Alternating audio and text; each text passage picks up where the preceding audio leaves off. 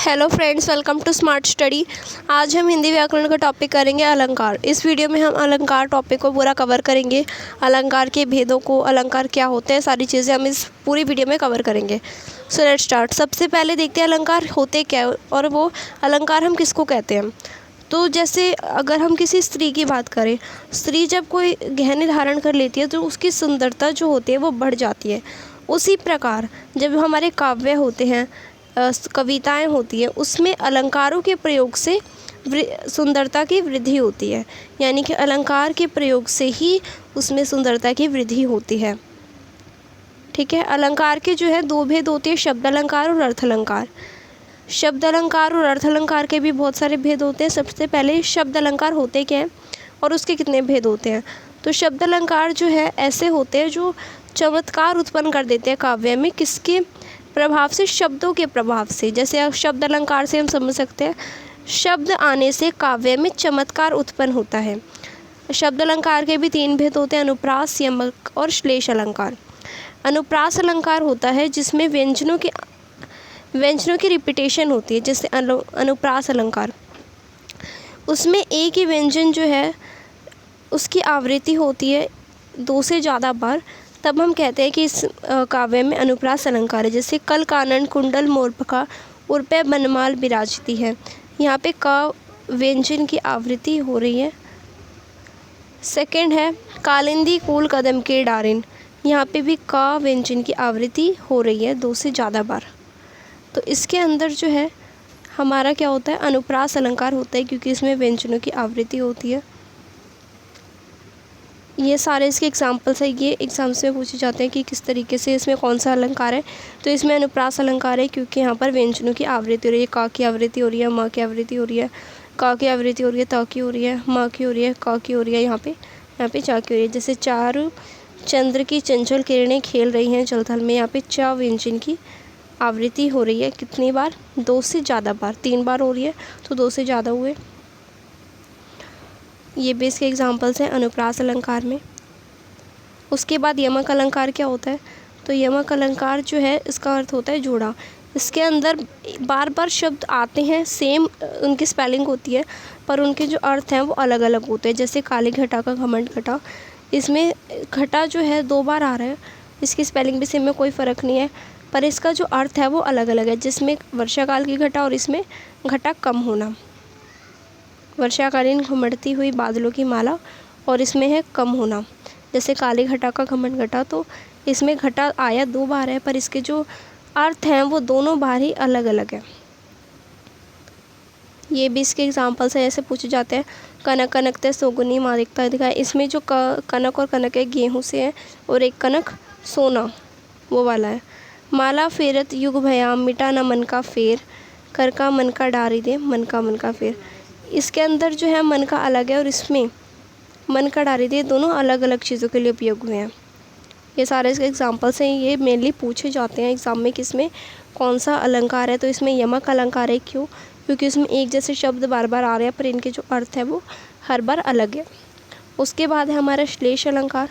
श्लेष अलंकार का शाब्दिक अर्थ होता है चिपकना। यहाँ एक शब्द 1 से 2 या अधिभात प्रकट होते हैं, वहाँ पर होता है श्लेष अलंकार। जैसे मधुवन की छाती को देखो सूखी, इसकी कितनी कलियाँ, यहाँ पर एक ही शब्द है कलियाँ, पर इसका जो अर्थ है वो अलग अलग भी हम इसको देख सकते हैं। होती है फूलों की दशा और एक यौवन पूर्व की अवस्था से। जो रहीम गति दीप की कोल कपूत गति सोए, बारे उजारे कड़े बढ़े अंधेरों। एक बढ़े होता है बढ़ना, एक बढ़े होता है ऐसे बढ़ना कि कोई चीज़ बढ़ रही है, और एक बढ़े होता है बुझना।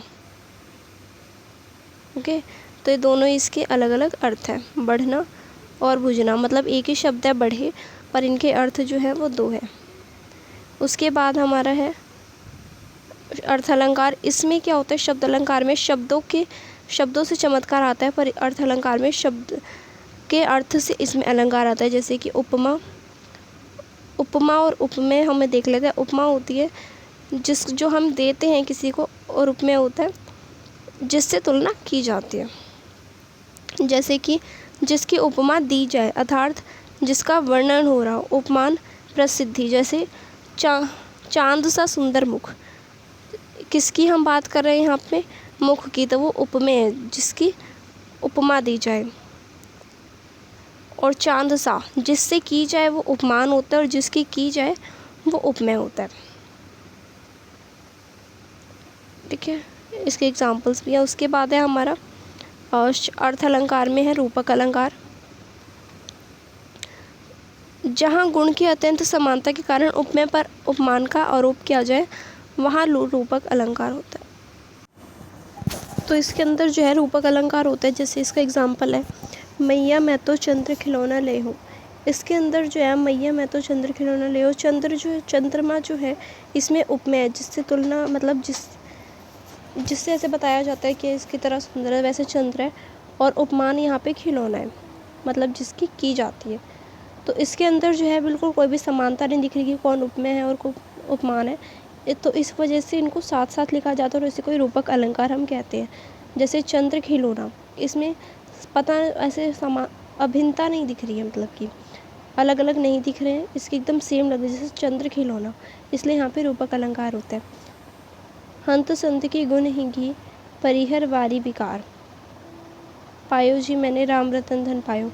राम और रतन में भी यहाँ पर कोई भी उपमेय उपमान पता नहीं चल पा रहा है, अभिन्नता कोई भी नहीं है। इस तरीके से यहाँ पर रूपक अलंकार होता है। इसकी मेन एग्जाम्पल्स है, ये बहुत बार एग्जाम से पूछे जाते हैं। नेक्स्ट है हमारा उत्प्रेक्षा अलंकार। जहाँ उपमेय में उपमान की संभावना की जाए वहाँ उत्प्रेक्षा अलंकार होता है। उपमान, उपमेय में उपमान की समानता की जाए, जैसे कि मानो मनो मनु, ऐसे वर्ड यहाँ पर आते हैं।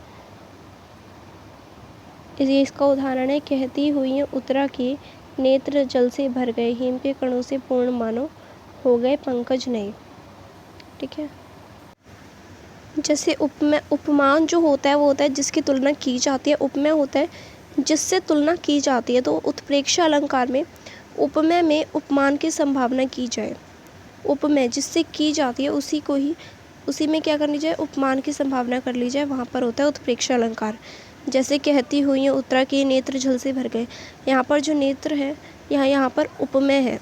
उपमेय मतलब कि जिससे की जाती है। हेम के कणों से पूर्ण मानव हो गए पंकज नए, और जो यहाँ पे क्या है, ओस के कण है उस वो को यहाँ पे उपमान है। तो इसके अंदर जो है उपमेय में उपमान की संभावना हम कर सकते हैं, इसलिए यहाँ पर उत्प्रेक्षा अलंकार है। उसके बाद जो है हमारा मानवीकरण, जहाँ प्रकृति वस्तु मानवीय चीज़ों की जो है होती है वहाँ पर हमारा मानवीकरण अलंकार होता है।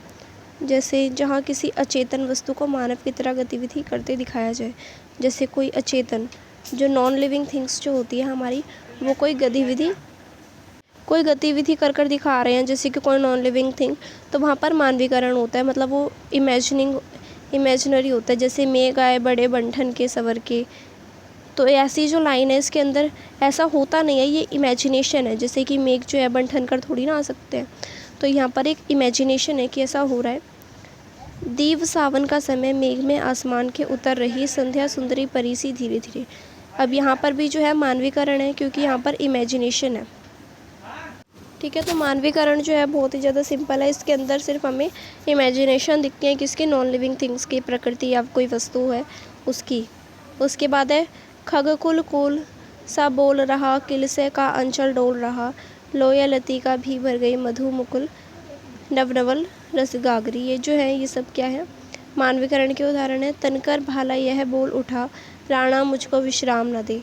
ये भी इमेजिनरी, ऐसा असली में हो नहीं रहा है, इमेजिनेशन है। मुझको शोणित की प्यास लगी, भड़न दे शोणित पीने दे। तो ये जो है सारे मानवीकरण होते हैं।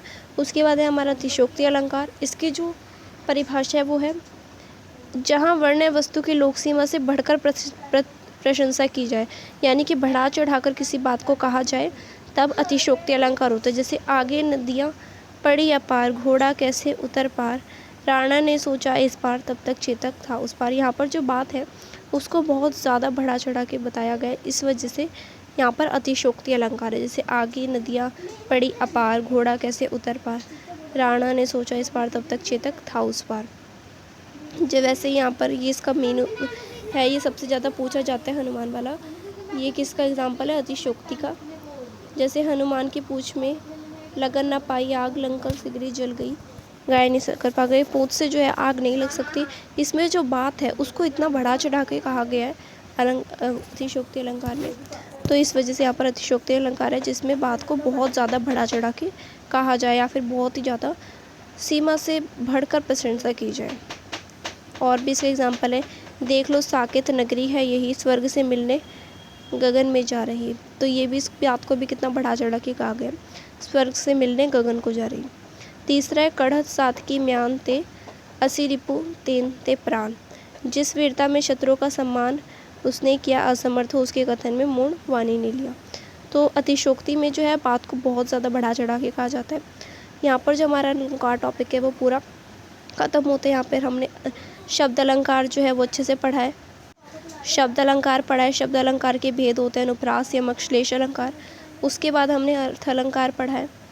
अर्थ अलंकार के भी हमने सारे भेद देखे हैं, रूपक अलंकार, उत्प्रेक्ष अलंकार और हमारा मानवीकरण और अतिशयोक्ति अलंकार। फिर भी अगर आपको कोई इससे डाउट है अलंकार से रिलेटेड तो आप कमेंट सेक्शन में पूछ सकते हैं। Thank you.